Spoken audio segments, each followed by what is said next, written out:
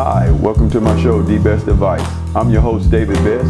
Today we're going to be interviewing some people on some do's and don'ts, their likes and dislikes on going to the dealership and any questions you may or may not have. So enjoy. Thank you.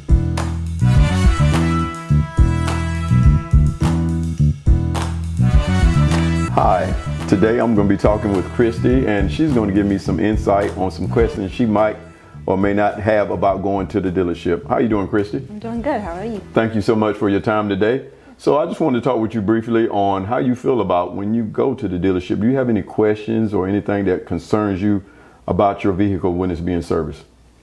When it's being serviced, just making sure that I'm not being taken advantage of. Want to know, when they come up with extra items that might need to be repaired or whatever, you don't want to be taken advantage of and get the run around for stuff that's not really needing to be done. Good. That's a good point. So in going to the dealership, I want everybody to understand that what you take your car for to be worked on, stick with just that one thing. Of course, at a dealership, they're there to make money. So when you go, they're going to have a list, and they have what they call new now a service advisor to put pressure on you to make you think that your car needs more than what it needs. There is nothing wrong with having a second opinion or saying, wait until the next time.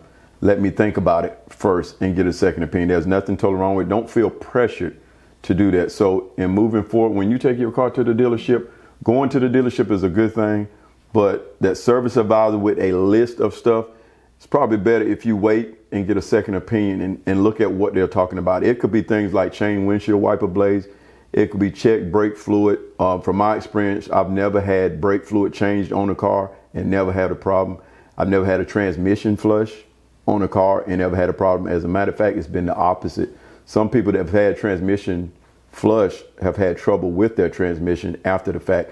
So basically, what I'm saying is not law, but there's nothing wrong with getting a second opinion and then coming back to the dealership. I don't want to say anything bad about a dealership. Some are in business to rake you over the coals. In Christy's case, she said she goes to the Chevrolet dealership all the time. That's a good relationship. Everything is on service on a computer to say that if anything goes wrong with their car, guess what? The Chevrolet dealership is the only one that touched it, and more than likely they're going to be inclined to cover that versus going to a side mechanic. So moving forward, I would say that's a good idea. But just remember to get a second opinion on anything you may or may not have a question about. So what you just mentioned about the windshield wipers. So when I went to our inspected for registration this last time, that was one of the things that they called me at work and told me that in order for me to get my inspection done, I would need to replace the windshield wipers. And I really didn't know what condition they were in. I hadn't really used them recently and that kind of thing. So I kind of was in a spot because I needed to get that inspection done because it was almost, past due. So what would have been your advice in that situation? Okay, that's a very good question. So people, when you take your car for an inspection, certain things you want to just check basically before you ever go in. Windshield wiper blades, tire tread, just the basic things, your brake lights. There's nothing wrong with getting somebody to walk around your vehicle, cut your bright lights on, your regular lights, turn signal, and do a quick walk around. That way you won't be at the mercy of a mechanic when you get your car worked on. Windshield wiper blades are very inexpensive to replace. Most of the time that when you go to a dealership, they are going to sell you a set of windshield wiper blades that cost more than probably the top-notch brand that you could buy from Walmart, such as Michelin. There are other websites where you can order, like rockauto.com is a website I use a lot to order windshield wiper blades because they are less than half the price. So just remember, when you take your car in, just go over the basic. You know they're going to check your windshield wiper blades. You know they're going to check the tire tread on your car. They're going to check your lights and stuff. Just have some person or yourself walk around the car and be on the inside of the car to check that, so that you won't get trapped in it. If you feel that way and you feel like the windshield wiper blades cost too much, tell them, give you a second. You actually have a new set at the house, or you're going to run down to the nearest auto parts store and put some on it, and you can bring it right back. There's nothing wrong with that. There is a time span to get your car inspected. So I hope that answered your question. Yeah. That was a very good question. Thank you very much. Mm-hmm. So David, what would your advice be to somebody who maybe doesn't know much about maintaining a car? Like, a lot of women don't know basics, and a lot of young people coming up don't know the basics on car maintenance. So what advice would you have for them? Okay, that's a good question. Basically, on any vehicle, from day to day, month to month basis, at least once a month, you want to look at similar things like checking your oil. You want to look at checking the tire pressure, and what you hinted on earlier, your windshield wiper blades, because when it turns winter, a lot of times your windshield wiper blades dry rot.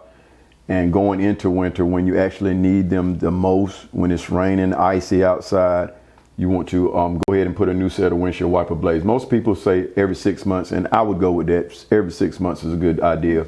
If you don't know how to check the oil on your vehicle, there's nothing wrong at any point in time of going to the dealership and just asking them to show you, or going to an auto parts store and they'll walk you right through it. It's just simple, basic upkeep. Your tire pressure is very important, because when it turns from hot to cold, the pressure in your tire goes up and down. So you want to check that. If your tire pressure is low, your tires will wear uneven, which will cause you to wear your tires prematurely. It's very simple. Little tire pressure gauge to get out there and just check it, or go to your nearest parts store and ask them, can they check the tire pressure in your car? Those three simple things, because if a car is using oil and you don't know it, when the oil light come on, it may be too late. So just once a month would be very good, just basic, and that's on any type of car. If it's something more than that and you can't check the oil on something, it's probably a high-end car. You might just want to look at it a different way, or get a second opinion on what would be the basic upkeep. So I hope that answers your question. Yeah, how much would you rely on the electronic information that you're given inside of your car for tire pressure and oil life, oil change life? How much would you rely on that versus the steps that you just mentioned, like physically doing it yourself?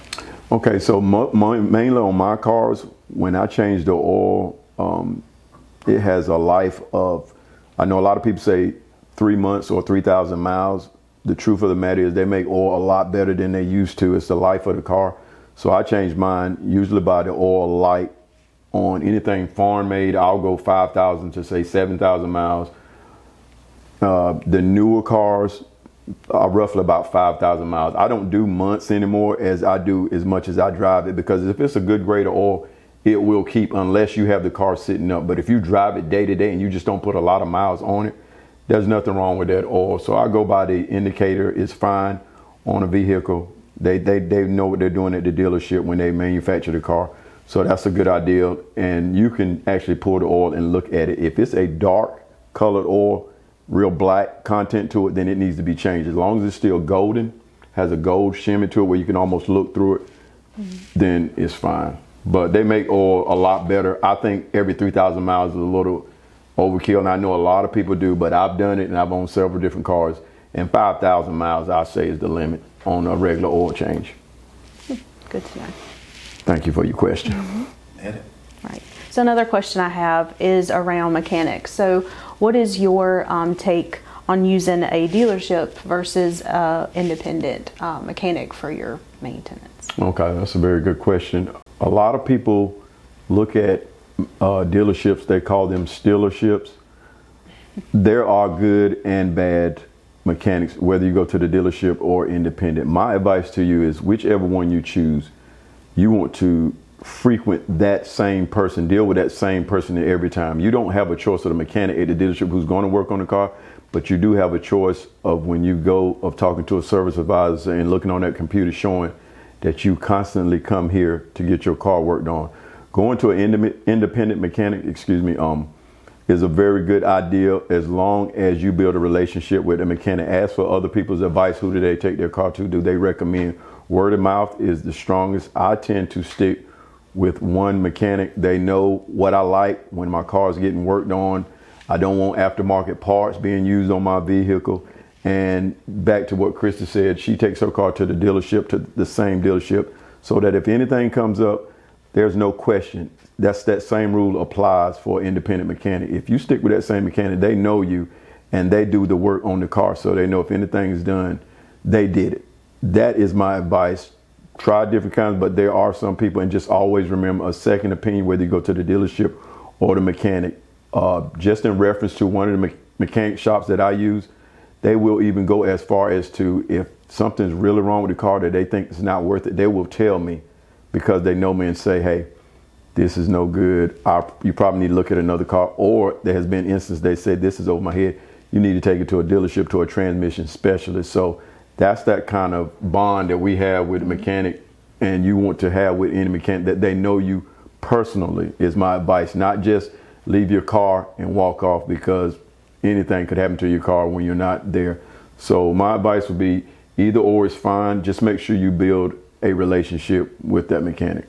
Now, something that is always a little, I don't know, scary or questionable for me is, how realistic is it to ask to see some of the things that they're saying are wrong? You know, when you come back in to pick up your car, or they call you and tell you these additional problems are there, you know, tire tread, for instance, you know, if I didn't look at it before I took it in, and they're telling me that it's low and needs to, you know, I need new tires. How realistic is it for me to ask to take me back there and show me what it should look like, and what my tire looks like now? How realistic is that to ask for that? Very good question. In the end, it's your vehicle that's being serviced. You're the one that's paying for the services.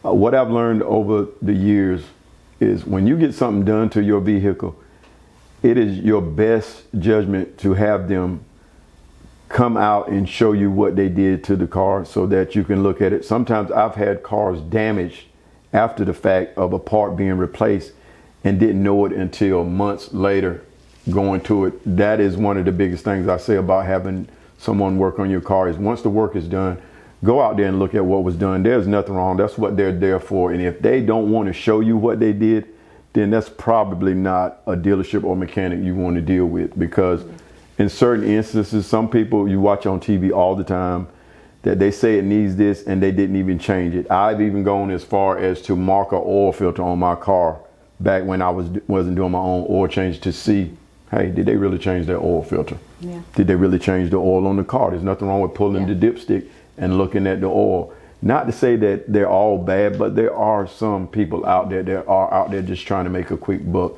So if in the case of tires, if they say you need new tires, there's nothing wrong with saying, well, could you show me they should have a gauge, tread gauge on it, and show you where it is supposed to be and where it is, which is my next point of buying tires on a car.